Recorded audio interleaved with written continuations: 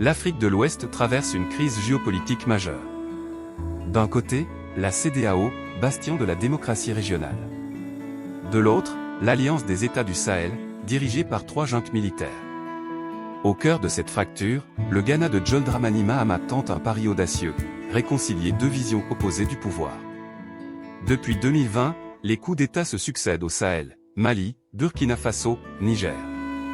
Ces juntes militaires, arrivées au pouvoir en promettant sécurité et souveraineté, ont créé l'AES en septembre 2023.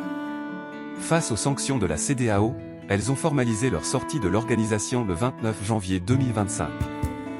2 blocs antagonistes émergent, d'un côté, les démocraties constitutionnelles de la CEDEAO, de l'autre, les régimes militaires de transition de l'AES.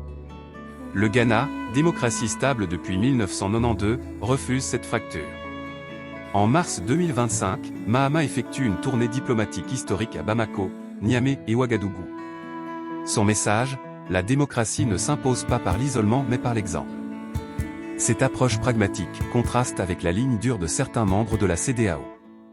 Le Ghana mise sur la diplomatie du « bon voisinage », ouvrant ses frontières sans visa dès janvier 2025 et invitant les dirigeants de l'AES aux célébrations du 50e anniversaire de la CEDEAO.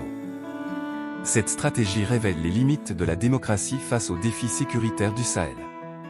Les populations de l'AES, lassées de l'insécurité, soutiennent massivement leurs dirigeants militaires.